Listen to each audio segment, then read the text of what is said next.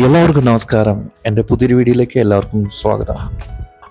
സുരേഷിനോടുള്ള വൈരാഗ്യം കൊണ്ടൊന്നുമല്ല, കൈയടി കിട്ടാൻ വേണ്ടി പറഞ്ഞതാവും. നിനക്കൊന്നും വേറെ പണിയില്ലേ? നടി നിമിഷ സജനെതിരെ നടക്കുന്ന സൈബർ ആക്രമണത്തെ വിമർശിച്ച് സംവിധായകനും നടനുമായ മേജർ രവി എന്നോ ഒരു സ്റ്റേജിൽ കയറി ഒരു കാര്യം പറഞ്ഞതിന് ആ പെൺകുട്ടിയെ ഇങ്ങനെ ആക്രമിക്കാൻ നിങ്ങൾക്ക് വേറെ പണിയില്ലേ എന്നാണ് അദ്ദേഹം ചോദിച്ചത്.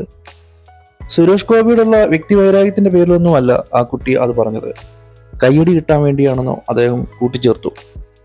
നിമിഷയ്ക്കെതിരെ സൈബർ ആക്രമണം നടത്തുന്നത് സുരേഷ് ഗോപിക്ക് ഇഷ്ടപ്പെടുമെന്നാണ് കരുതുന്നതെങ്കിൽ അത് തെറ്റാണെന്നും അദ്ദേഹം കൂട്ടിച്ചേർത്തു. ഫേസ്ബുക്ക് ലൈവിൽ സംസാരിക്കുമായിരുന്നു മേജർ രവി.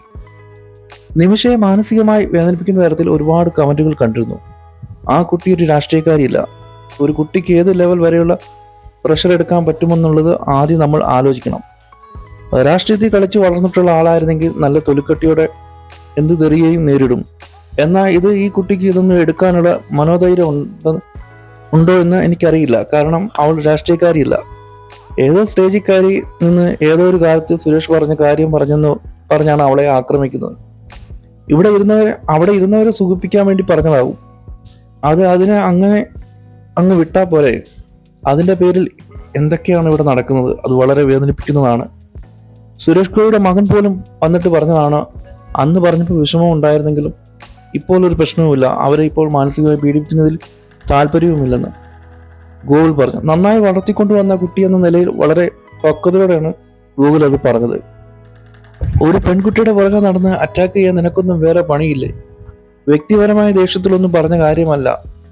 സ്റ്റേജിൽ കയറി കൈയടി കിട്ടുന്ന സമയത്ത് വായിൽ നിന്ന് അറിയാതെ വന്നു പോയതാകും അത്. സുരേഷ് എൻ്റെ സുഹൃത്താണ്.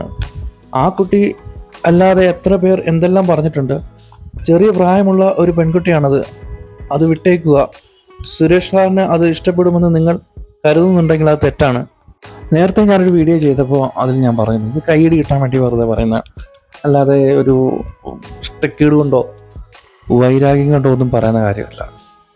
ആ സ്റ്റേജിലൊക്കെ ഇങ്ങനെ കയറി വരുമ്പോൾ അവിടെയുള്ള ആൾക്കാരെ സുഖിപ്പിച്ച് എന്തെങ്കിലുമൊക്കെ പറയുന്നത്, അങ്ങനെയൊക്കെ പറഞ്ഞ് പണി കിട്ടിയിട്ടുള്ള ആൾക്കാർ ഒരുപാടുണ്ട്.